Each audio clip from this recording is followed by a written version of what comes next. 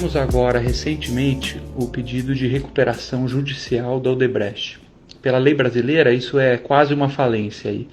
A empresa estava devendo mais de 100 bilhões e não aguentou cumprir os seus compromissos. Agora, esse episódio ele é uma grande lição e um marco na história do Brasil dos últimos anos, porque nos ajuda a entender melhor um pouco o que aconteceu no Brasil e como se deu esse projeto de poder chamado petismo.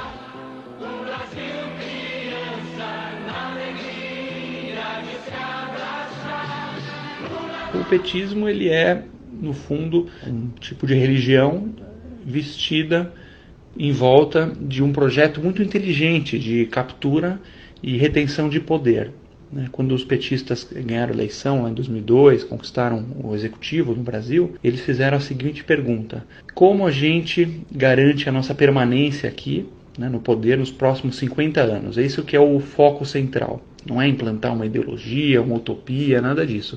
É simplesmente o poder cru e nu a longo prazo. E para isso foi desenhado um projeto muito inteligente, muito completo, admiravelmente inteligente até, que envolve alguns pilares para garantir esse poder. O primeiro pilar, obviamente, é você mapear todos os grupinhos de interesse no Brasil, os grupinhos de influência, e dar um jeito de cooptar esses grupinhos, trazer eles para perto e colocar eles debaixo das asas do governo central. São esses grupinhos a classe dos artistas, a classe dos intelectuais nas universidades, principalmente os movimentos sociais, movimento negro, movimento gay, ao cooptar esses grupos para sua ideologia, os altos funcionários públicos de algumas categorias, os sindicalistas, o Congresso, alguns empresários amigos do poder, mapear todos que têm influência, que podem ou ajudar ou sustentar um governo, ou mesmo os que podem atrapalhar.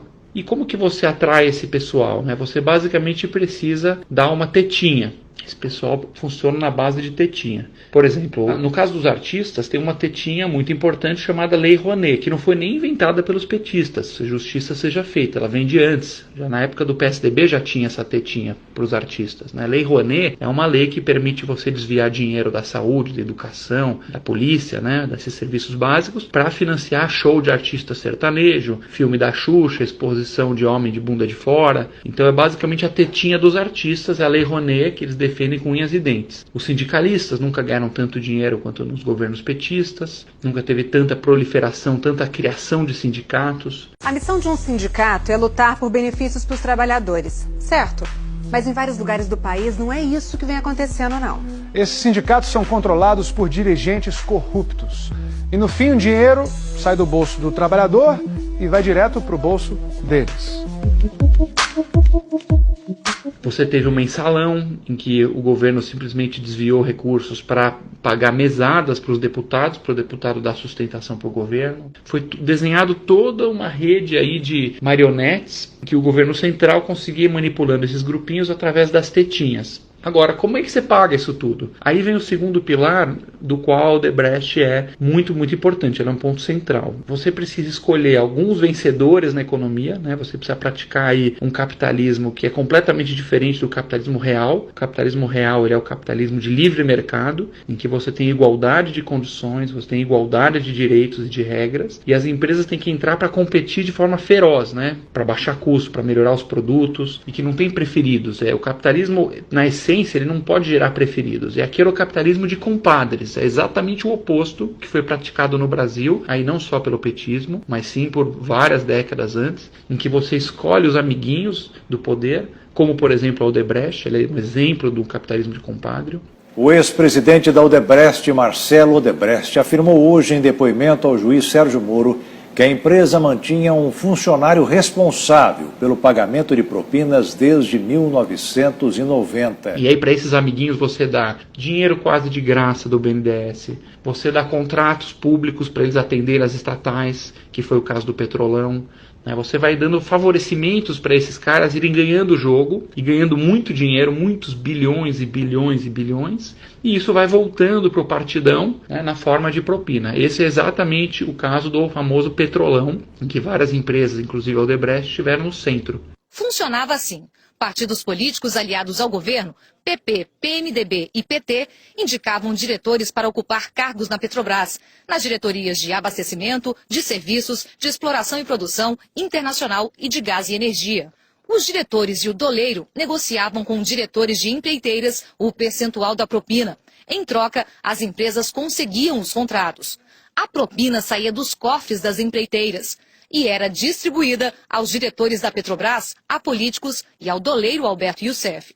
13 empreiteiras foram citadas no depoimento como participantes do esquema, entre elas Camargo Correia, Odebrecht, OAS, Queiroz Galvão, Andrade Gutierrez e Mendes Júnior. O primeiro pilar, então, é a cooptação de grupinhos e oferecer tetinhas para manter essa turma toda quietinha e apoiando o governo. Segundo pilar, escolher alguns amiguinhos para ficarem multibilionários e irrigar o esquema de corrupção. E o terceiro, para conseguir fechar a conta desse Estado que é absolutamente ineficiente, guloso, desse polvo gigantesco que é o Estado brasileiro, que devora tudo ao seu caminho, é você empobrecer, claro, a classe média e a população mais pobre, né? Alguém tem que perder nesse jogo aí. Se tem tantos grupinhos ganhando, alguém tem que perder. E quem perde é o povão e mais ainda a classe média.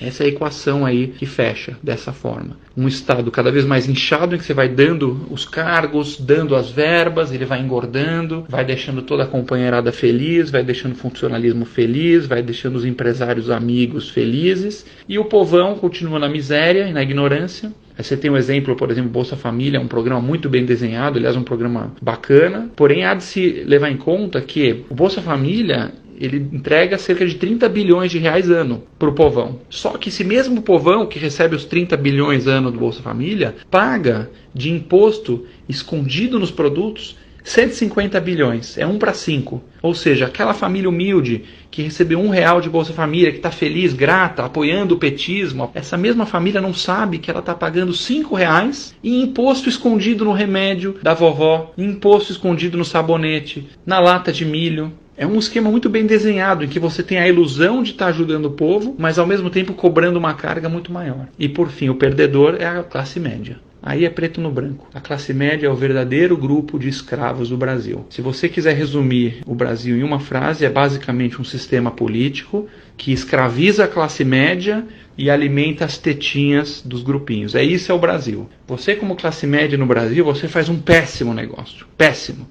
Você trabalha muito mais que no mundo desenvolvido, você sofre muito mais com violência, você sofre muito mais com estresse, você passa horas no trânsito para chegar no seu trabalho, num lugar violento, e você recebe zero em troca. Um governo inchado, gordo, ineficiente. Enquanto a classe média ficar dormindo, as tetinhas vão ser o verdadeiro governante do Brasil e os líderes que organizam as tetinhas. Essa é a luta agora. A classe média, junto com o povo, tomando consciência, dando a sua voz nas ruas, dando a sua voz na urna, dizendo não para as tetinhas, não aos grupinhos, não aos tratamentos privilegiados, e aí retomando o Brasil a quem o Brasil deveria pertencer de verdade. Somos nós, os cidadãos comuns.